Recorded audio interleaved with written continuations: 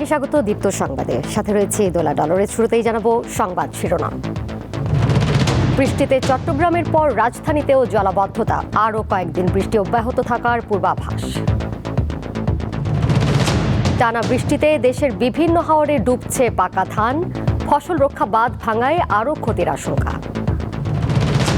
ঘন ঘন লোডশেডিংয়ে বিপর্যস্ত জনজীবন, বিপাকে এসএসসি পরীক্ষার্থী, কারখানায় উৎপাদন ব্যাহত।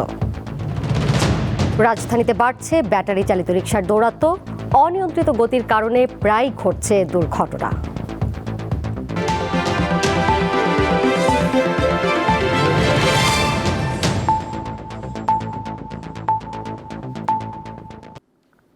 আরও কয়েকদিন বৃষ্টিপাত অব্যাহত থাকতে পারে বলে জানিয়েছে আবহাওয়া অফিস। এছাড়া দেশের কয়েকটি অঞ্চলে ঝোড়ো হাওয়া ও বজ্র বৃষ্টির আশঙ্কা রয়েছে। বুধবার মুষলধারে বৃষ্টি হওয়ায় রাজধানীতে দেখা দেয় জলাবদ্ধতা, এতে ভোগান্তিতে পড়েন নগরবাসী।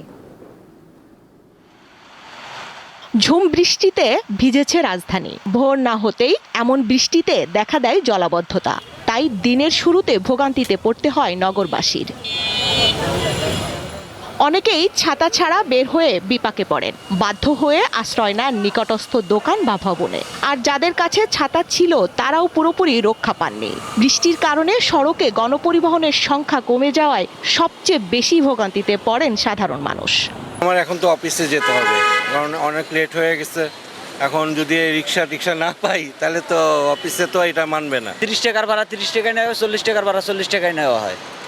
স্বাভাবিক ভাড়া ওই যে একজনের ঠ্যাক দিয়ে ভাড়া নেওয়া তা হয় না। আজকে বৃষ্টির জন্য আর কি, প্রতিদিন এত দাঁড়াইতে হয় না। বৃষ্টি, তারপর হচ্ছে ধাক্কাধাক্কি বাসের মধ্যে।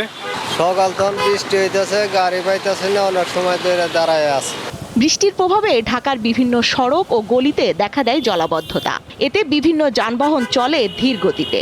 এ সময় দুর্ভোগে পড়েন অফিসগামী শিক্ষার্থী ও শ্রমজীবী মানুষ। বৈরী আবহাওয়ায় অনেক স্কুলে বন্ধ গেছে ক্লাস ও পরীক্ষা।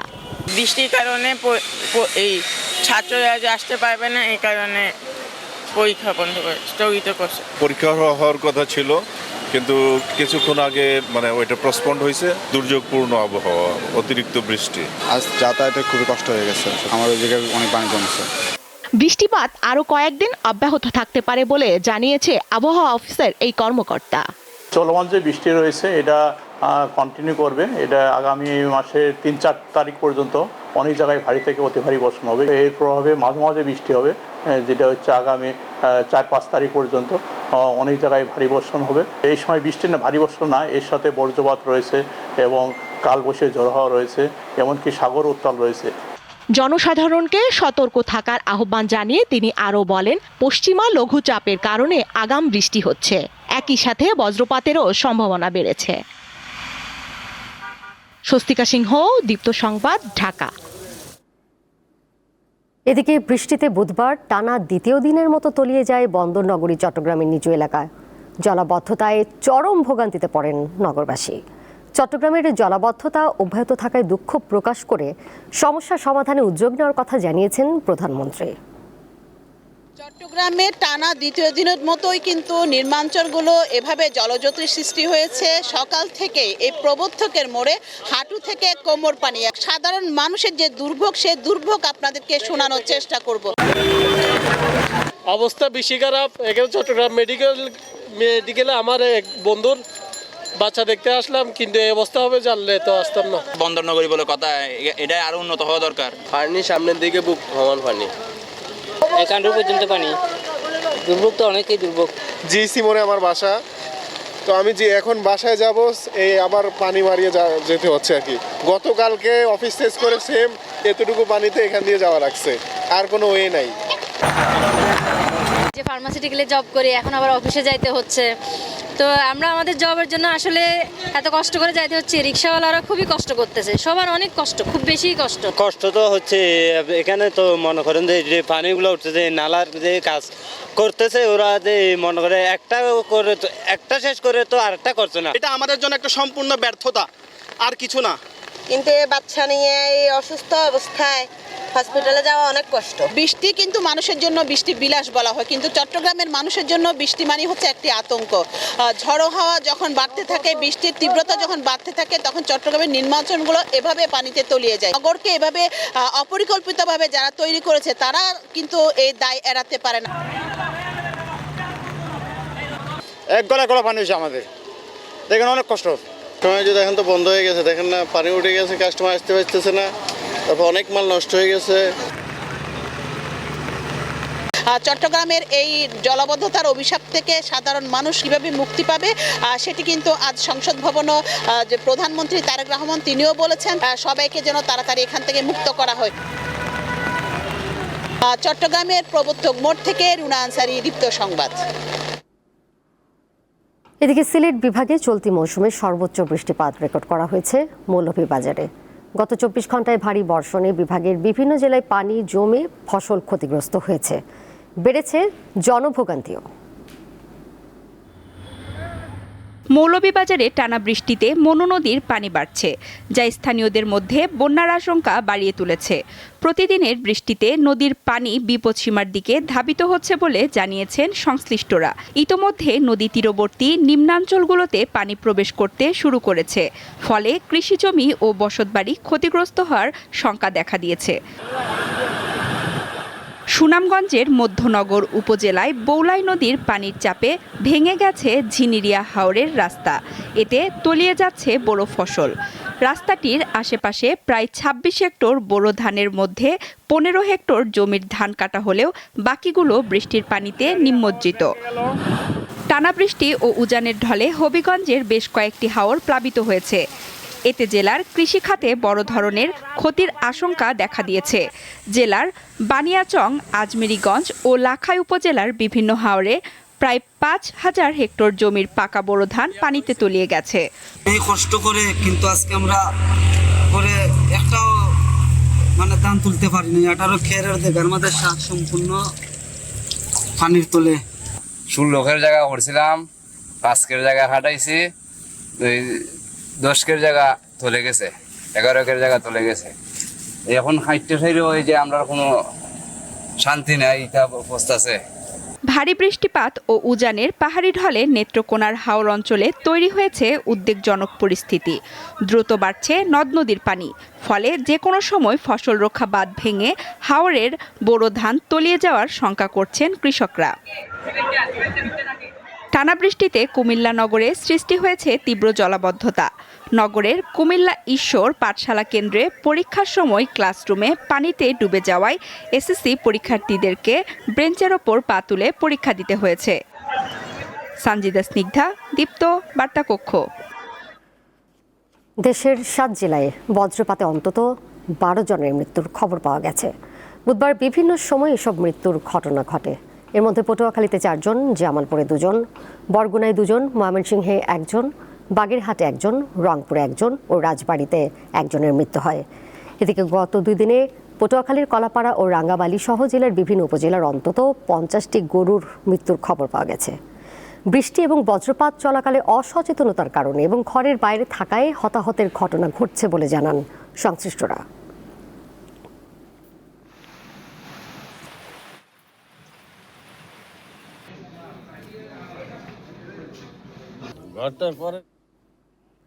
সারা দেশে ঘন ঘন লোডশেডিং এর কারণে বিপর্যস্ত হয়ে পড়েছে জনজীবন। এসএসসি পরীক্ষার্থীদের প্রস্তুতি থেকে শুরু করে শিল্প, কলকারখানার উৎপাদন কার্যক্রমে পড়ছে নেতিবাচক প্রভাব। নরসিংদীতে তীব্র বিদ্যুৎ বিভ্রাটের ফলে তৈরি পোশাক কারখানা সহ মিল ফ্যাক্টরিগুলোর মালিক শ্রমিকরা ক্ষতিগ্রস্ত হচ্ছে। জেলার কোথাও কোথাও দিনে 7 থেকে 8 ঘন্টা পর্যন্ত বিদ্যুৎ থাকছে না। এতে শ্রমিকরা দিনের মূল্যবান কর্মঘণ্টা হারাচ্ছে, আর মালিকরা উৎপাদন খরচ গুনছে 40% বেশি। বিদ্যুৎ তো আমাদের উৎপাদনের একটা বড় সহায়ক। এখন এই জিনিসগুলির জন্য আমাদের উৎপাদনটা মূলত ক্ষতিগ্রস্ত হচ্ছে। এই বিদ্যুৎ যাওয়ার যে টাইম স্কেডিউলটা, যে কোন সময় বিদ্যুৎটা যাবে, কোন সময় বিদ্যুৎটা আসবে, এটার কোনো ফিক্সড ইয়ে নেই। হঠাৎ করে বা কোনো ইনফরমেশন না থাকাতে বিদ্যুৎ চলে যাওয়াতে আমাদের উৎপাদনের ক্ষতি হচ্ছে সবচেয়ে বড় জিনিস। মৌলভীবাজারে বিদ্যুৎ সংকটে থমকে যাচ্ছে এসএসসির প্রস্তুতি। ঘন ঘন বিদ্যুৎ বিভ্রাটে ব্যাহত হচ্ছে শিক্ষার্থীদের পড়াশোনা। ইন্টারনেট থাকলেও বিদ্যুৎ না থাকায় অনলাইনে পড়াশোনার সুযোগ কাজে লাগাতে পারছেন না শিক্ষার্থীরা। এই যে এখন এই সময়ে কারেন্টটা নাই, এখন তো আর ঝড় হচ্ছে না বা তুফান হচ্ছে না যে এই সময়ে কারেন্টটা নাই। এই সময়ে আমাদের পরীক্ষার সময় প্রতিটি সময় আমাদের জন্য অনেক মূল্যবান। আমাদের কিছুক্ষণ পর পর কারেন্ট নিয়ে যাচ্ছে, আমাদের পড়ালেখা করতে অসুবিধা হচ্ছে। ধরলেন 1 ঘন্টা কারেন্ট দিলে ওনারা 2 ঘন্টা কারেন্ট নিয়ে রাখি দেয়। গ্রীষ্ম এলেই দেশের সর্বোচ্চ তাপমাত্রার তালিকায় থাকে চুয়াডাঙ্গা। এর সঙ্গে তীব্র লোডশেডিংয়ে জনজীবনে নেমে এসেছে দুর্ভোগ। শহর থেকে গ্রাম সবখানেই একই চিত্র। চাহিদার তুলনায় 35 থেকে 46% বিদ্যুতের ঘাটতিতে প্রতি ঘন্টায় হচ্ছে বিদ্যুৎ বিভ্রাট। লোডশেডিংয়ের প্রভাব পড়ছে এসএসসির পরীক্ষার্থী ও ব্যবসায়ীদের ওপর। আমরা অতিরিক্ত গরম পড়ছে চুয়াডাঙ্গাতে, কোনো রকমের কারেন্ট থাকছে না, অস্থির হয়ে যাচ্ছি। যে কোনো জায়গায় কাজ করতে গেলে বিদ্যুতের জন্য 2-3 ঘন্টা বসে থাকতে হচ্ছে। কারেন্ট পাওয়া যাচ্ছে না, মোমবাতি জ্বালিয়ে আমরা দোকানদারি করছি এবং বাংলাদেশ সরকার যে নির্দেশ দিয়েছে সেই তুলনায় কারেন্টও থাকে না, সেটাই। এমন সংকট মোকাবেলায় সরকারের পক্ষ থেকে দ্রুত ও কার্যকর পদক্ষেপের আশা সাধারণ মানুষের। সঞ্জিদা স্নিগ্ধা, দীপ্ত, বার্তা কক্ষ। যাচ্ছি পরের প্রসঙ্গে। রাজধানী ঢাকাকে ক্লিন ও গ্রিন সিটি করতে 12 দফা কর্মপরিকল্পনা গ্রহণ করেছে সরকার। বুধবার সকালে সংসদে প্রশ্নোত্তর পর্বে কুমিল্লা 9 আসনের সংসদ সদস্য আবুল কালামের প্রশ্নের জবাবে প্রধানমন্ত্রী তারেক রহমান এই কর্মপরিকল্পনার কথা তুলে ধরেন। প্রধানমন্ত্রী আরও বলেন, পরিকল্পনা বাস্তবায়ন করতে স্থানীয় সরকার বিভাগের আওতায় ঢাকা উত্তর ও ঢাকা দক্ষিণ সিটি কর্পোরেশনের মাধ্যমে নানাবিধ পদক্ষেপ নেওয়া হচ্ছে। নাগরিক সচেতনতা ও সম্পৃক্ততা বৃদ্ধির লক্ষ্যে সাপ্তাহিক ভিত্তিতে জনসচেতনতামূলক কার্যক্রম গ্রহণের পাশাপাশি বিশেষ পরিচ্ছন্নতা ও মশক নিধন কার্যক্রম জোরদার করার কথাও জানান প্রধানমন্ত্রী।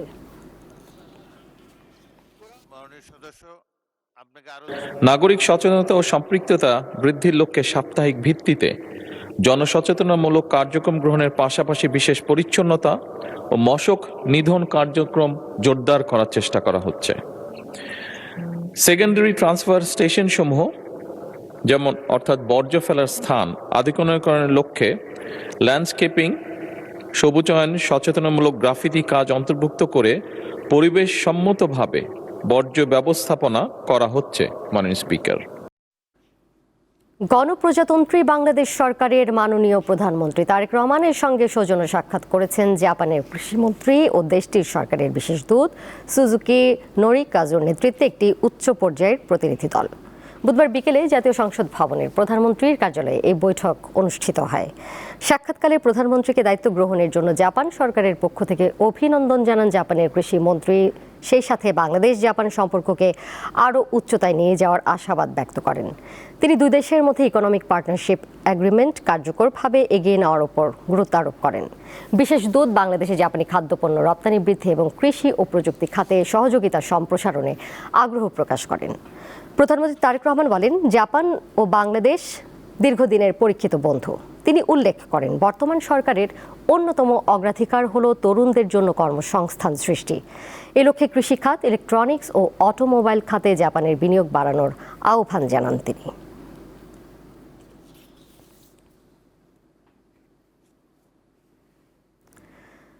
রাজধানীতে ব্যাটারি চালিত রিকশার দৌরাত্ম্য দিন দিন বাড়ছে।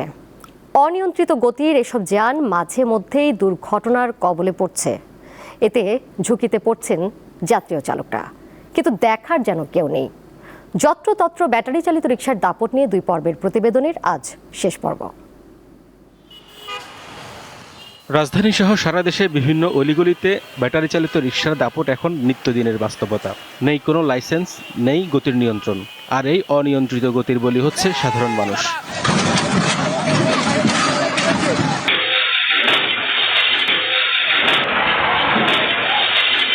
আমি ওয়াইফকে প্রথমে জানাই নেই যে ওর বাচ্চাটা নাই। 2024 সালের সেপ্টেম্বরের ঘটনা।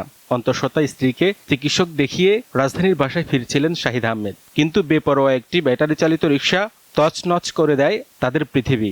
স্ত্রীকে দ্রুত হাসপাতালে নেওয়া হয়, কিন্তু এরই মধ্যে শেষ হয়ে যায় তার গর্ভের সন্তান। অভিশপ্ত এই দিনের কথা ভুলতে পারছেন না শাহিদ। হসপিটাল থেকে আমি রিপোর্টটা নেওয়ার আগ পর্যন্ত আমার হার্ট মনে হচ্ছিল যে আমার হার্ট বেড়ে যাবে, এরকম একটা অবস্থা। আর আমি যখন রিপোর্টটা পাই, আমি শিওর যারা প্রথমবার বাবা হয়েছে তারা এই ব্যাপারটা ফিল করতে পারে যে আমি যখন দেখি যে আমার বাচ্চার হার্টবিটটা নাই,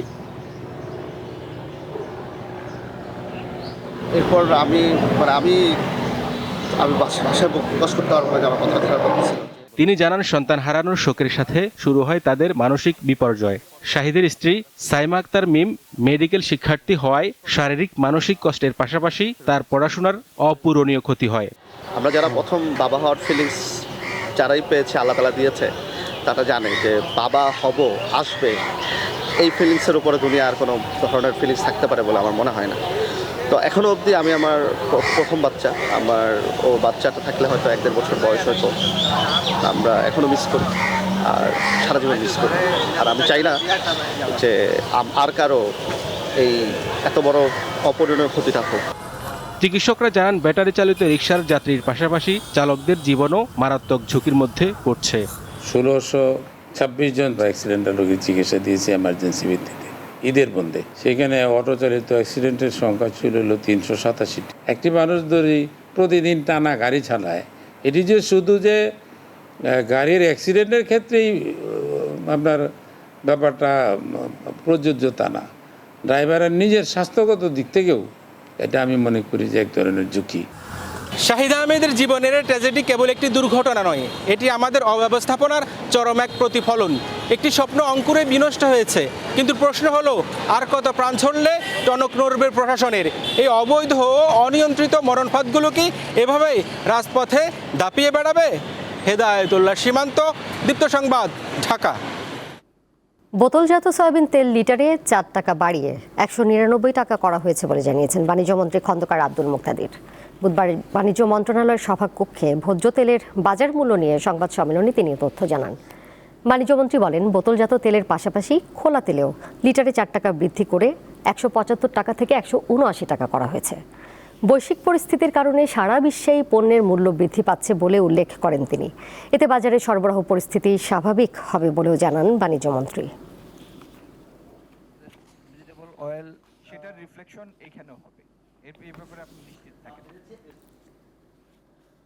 আগামী জুলাই মাস থেকে পাইলট প্রকল্প আকারে প্রাথমিক বিদ্যালয়ের শিক্ষার্থীদের মাঝে বিনামূল্যে স্কুল ড্রেস বিতরণ শুরু হবে বলে জানিয়েছেন শিক্ষামন্ত্রী আ.ন.ম এহসানুল হক মিলন। শিক্ষার্থীরা পাটের তৈরি স্কুল ব্যাগ এবং জুতাও বিনামূল্যে পাবে বলে জানান তিনি। বুধবার সচিবালয়ে আন্তঃমন্ত্রণালয় সভা শেষে এসব কথা জানান শিক্ষামন্ত্রী। প্রথমে 1 লক্ষ জুতো, মোজা, প্যান্ট, শার্ট, কামিজ, সালোয়ার 1 লক্ষ প্রথম বিজিএমই থেকে দিচ্ছেন তারা। তারপরে আমাদের সরকার থেকে, এলজিডি মিনিস্ট্রি থেকে, আমাদের ministry as a whole total প্রোগ্রামটা আমরা করব। দেশে হামে আক্রান্ত শিশুদের 74%ই কোনো টিকা পায়নি। এছাড়া আক্রান্তদের মধ্যে 14% টিকার মাত্র একটি ডোজ পেয়েছে। বুধবার স্বাস্থ্য অধিদপ্তরের ব্রিফিংয়ে এই তথ্য জানানো হয়। স্বাস্থ্য অধিদপ্তরের মহাপরিচালক অধ্যাপক ডাক্তার প্রভাত চন্দ্র বিশ্বাস জানান, হামের সংক্রমণ রোধে টিকাদান কর্মসূচি জোরদার করা হয়েছে। এখন পর্যন্ত প্রায় 1,09,00,000 শিশুকে হামের টিকার আওতায় আনা সম্ভব হয়েছে, যা লক্ষ্যমাত্রার 61%।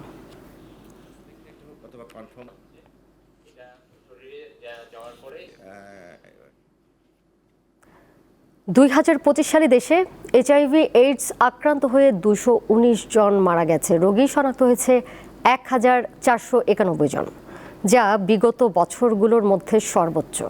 গত 5 বছর ধরেই আক্রান্তের সংখ্যা বাড়ছে। চিকিৎসা কার্যক্রমে ধীর গতি এবং অসচেতনতা এর জন্য দায়ী বলে জানিয়েছেন চিকিৎসকরা। বুধবার রাজধানীর বিএমএ মিলনায়তনে বাংলাদেশ হেলথ রিপোর্টার্স ফোরাম এবং এইডস হেলথ কেয়ার ফাউন্ডেশনের উদ্যোগে আলোচনা সভায় এসব বিষয়ে উঠে আসে। আলোচকরা জানান, বর্তমানে দেশের 23 জেলায় এইডস নির্মূলের সরকারি কার্যক্রম চলমান আছে।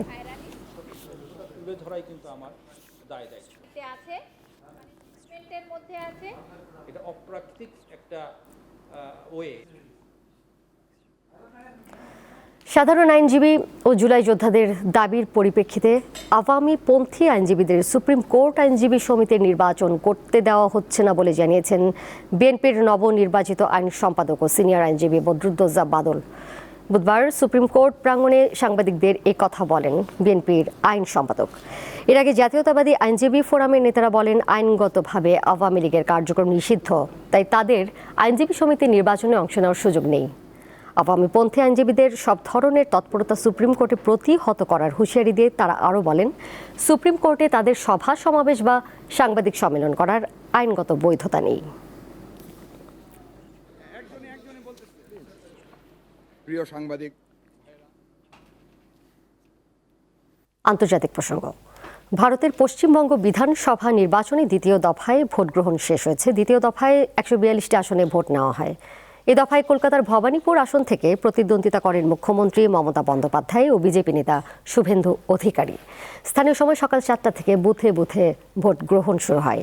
তার আগে ভোর 5টা থেকে শুরু হয় মক পোলিং, অর্থাৎ ভোট গ্রহণ শুরু হওয়ার আগে প্রার্থীদের প্রতিনিধিদের সামনে ভোট যন্ত্র ঠিকমতো কাজ করছে কিনা তা যাচাই করে নেওয়া হয়।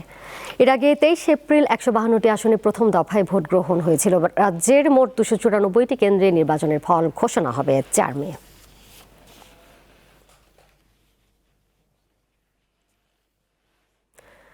গাজায় চলমান সহিংসতার মধ্যে ইসরায়েলি হামলায় 5 ফিলিস্তিনি নিহত হয়েছে। এর মধ্যে 9 বছর বয়সী এক শিশুও রয়েছে। মঙ্গলবার গাজা উপত্যকায় ইসরায়েলি বিমান হামলায় এই হতাহতের ঘটনা ঘটে। উপত্যকাটির সিভিল ডিফেন্স সংস্থা জানিয়েছে, গাজা সিটির রেমাল এলাকায় একটি গাড়িতে ড্রোন থেকে 2টি ক্ষেপণাস্ত্র নিক্ষেপ করা হলে 4 জন নিহত এবং 6 জন আহত হয়। এছাড়া খান ইউনিসে ইসরায়েলি ড্রোন হামলা ও গোলা বর্ষণের সময় 9 বছর বয়সী এক শিশু নিহত হয়। 2023 সালের 7 অক্টোবর থেকে শুরু হওয়া গাজায় ইসরায়েলি আগ্রাসনে এ পর্যন্ত নিহতের সংখ্যা দাঁড়িয়েছে 72,594 জনে।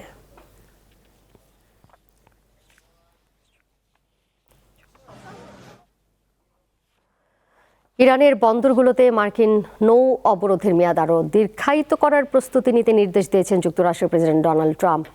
মঙ্গলবার মার্কিন কর্মকর্তাদের বরাতে দ্য ওয়াল স্ট্রিট জার্নাল এ তথ্য জানিয়েছে। প্রতিবেদনে বলা হয়েছে, ইরানের অর্থনীতি ও তেল রপ্তানির ওপর চাপ বজায় রাখতে দেশটির বন্দরগুলোতে জাহাজ চলাচল বন্ধ রাখার মেয়াদ বৃদ্ধির সিদ্ধান্ত নিয়েছেন ট্রাম্প।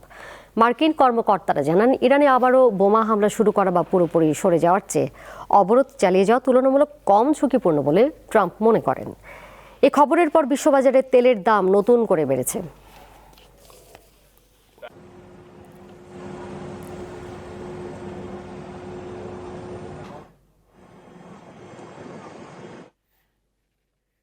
এবারে জানিয়ে দিব খেলার খবর। কাল শুরু হচ্ছে 10ম মেন্স ও 7ম নারী সেভেন্স রাগবি ন্যাশনাল টুর্নামেন্ট।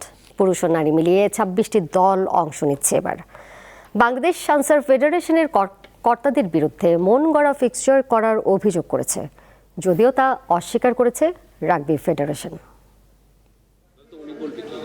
10ম পুরুষ সেভেন্স ও 7ম নারী সেভেন্স রাগবি ন্যাশনালস চ্যাম্পিয়নশিপ শুরু হচ্ছে বৃহস্পতিবার। টুর্নামেন্টের আগের দিন সংবাদ সম্মেলনে ফিকচার প্রকাশ করে রাগবি ফেডারেশন। পুরুষ বিভাগে অংশ নেওয়া 18 দলের একটি বাংলাদেশ আনসার ফিকচার নিয়ে পক্ষপাতিত্বের অভিযোগ করেছে। চ্যাম্পিয়ন হিসেবে বাংলাদেশ সেনাবাহিনী থাকে এই গ্রুপে, এটা হচ্ছে নিয়ম, টুর্নামেন্টের সবসময় নিয়ম। এই গ্রুপগুলো শেষ হওয়ার পরে যখন নকআউট পর্ব শুরু হচ্ছে, সেখানে সাধারণত এর সাথে সির খেলা হয় আর বির সাথে হয় ডির খেলা, কিন্তু এখানে ওনারা করছে কি, এই জিনিসটা হাতে করা হয়েছে, এর সাথে বীর খেলা দিয়ে দেওয়া হয়েছে। যারা শিরোপা প্রত্যাশী এই টিমগুলো দেখা গেছে এখান থেকে 50% টিম ওই নকআউট পর্ব থেকে ঝরে যাবে। টুর্নামেন্টে অংশ নেওয়া 18 দলের আরেকটি সাতক্ষীরা জেলা, যেটি প্রশিক্ষক হিসেবে দায়িত্বে আছেন রাগবি ফেডারেশনের প্রধান নির্বাহী নাজমুস সাকিব শোভন ও মিডিয়া কমিটির সদস্য আল ইমরান। বাংলাদেশ আনসার দলে কর্মকর্তাদের দাবি, একটি নির্দিষ্ট দলকে টুর্নামেন্টের ফাইনালে ওঠানোর জন্য প্রতিযোগিতা ড্র ও ফিকচার করেছেন ফেডারেশন কর্তারা। খেলোয়াড় ওখানে কমেন্ট করছে, একটা এরকম ধরা খাইছে এবং সেম ঘটনা এবারেও ঘটছে। তো সেখানে একজন সিইও, যিনি হচ্ছে বাংলাদেশের সিইও দায়িত্ব পালন করে রাগবি ফেডারেশনের, যে সেখানে সে হা করে উনি একটা দায়িত্বের জায়গা থেকে উনি এটা কিভাবে করতে পারে। এই বিষয়ে টুর্নামেন্ট কমিটির সহ সম্পাদক জানান, ফেডারেশনকে বিব্রত করার জন্য এই ধরনের অভিযোগ করা হচ্ছে। কম্বিনেশন মেথড যেটা আছে সেটা অ্যাপ্লাই করা হবে। এখানে অন্য কোনো আপনার যদি কনস্পিরেসি থিওরি দেখা যায়, এটা আসলে সত্যি না।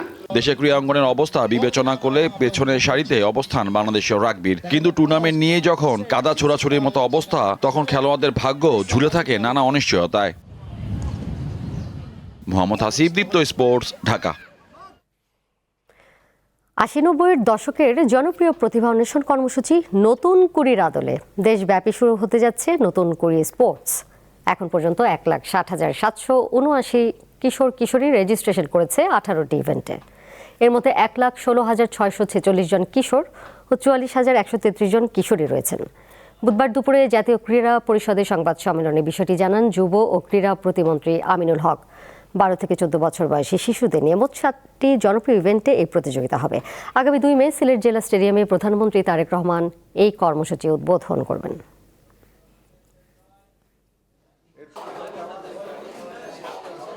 আমি যে উদ্যোগটি হাতে নিয়েছি, আমাদের সরকার যে উদ্যোগটি নিয়েছে, সেটা যাতে একদম প্রপার ওয়েতে, সেটা যাতে শুধু দেখানোর জন্য না হয়, সেটা বাস্তবিক অর্থেই আমি সেটার একটি বাস্তবিক রূপ এদেশের মানুষ এবং এদেশের ভবিষ্যৎ প্রজন্মের কাছে উপস্থাপন করতে চাই।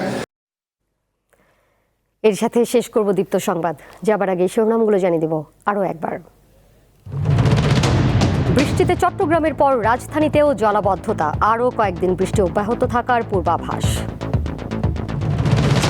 টানা বৃষ্টিতে দেশের বিভিন্ন হাওরে ডুবছে পাকা ধান, ফসল রক্ষা বাঁধ ভাঙায় আরও ক্ষতির আশঙ্কা। ঘন ঘন লোডশেডিংয়ে বিপর্যস্ত জনজীবন, বিপাকে এসএসসি পরীক্ষার্থী, কারখানায় উৎপাদন ব্যাহত। রাজধানীতে বাড়ছে ব্যাটারি চালিত রিকশার দৌরাত্ম্য, অনিয়ন্ত্রিত গতির কারণে প্রায়ই ঘটছে দুর্ঘটনা।